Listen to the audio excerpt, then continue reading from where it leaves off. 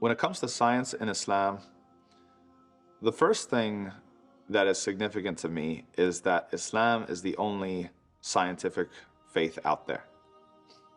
And that seems like a bold statement, but I stand by that 100%.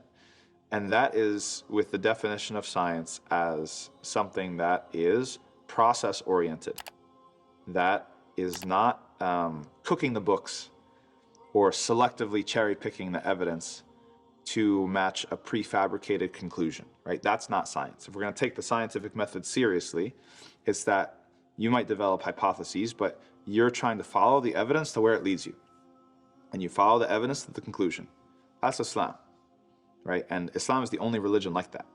Because we say, okay, what do we know for certain is communication from the divine, communication from the Creator. Okay, we're certain, after doing a lot of work, we're certain that the Quran is authentic, comes from the Creator.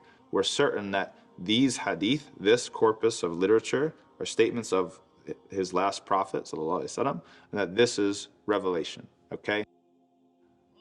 Now the question is, all of that data set, that raw material, where does it lead us, right? So Islam agrees on the process of how to interpret, and then we follow it to where it leads. And wherever it leads, we accept it. And we don't come up with our conclusions ahead of time of where we think it should lead, and then look back and say, well, that doesn't mean what you think it means. It actually means this very, very esoteric meaning. This is Christianity. This is other religions, right?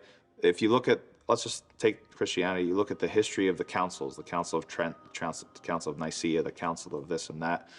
They decided as to what was going to be orthodoxy, what was going to be the truth, the authoritative interpretation, and then they worked backwards from there. Which verses in the Bible support this, which go against it? How can we reinterpret this so that it affirms what we just decided, right? This is unscientific entirely.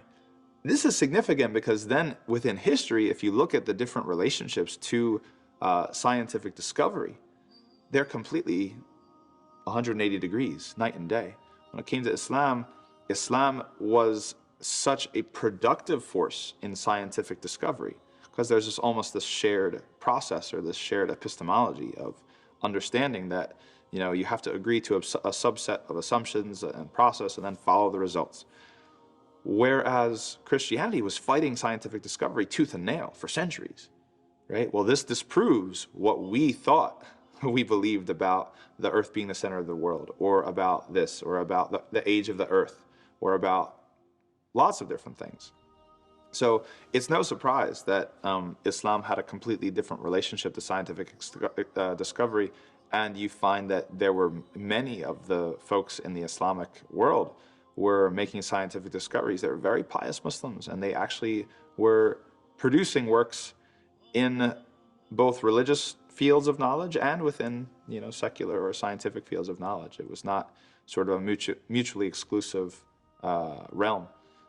Whereas, yeah, other traditions, they had a lot more rocky relationship, encounters and standoffs and antagonism between the church authorities and science and scientists that exists to this day.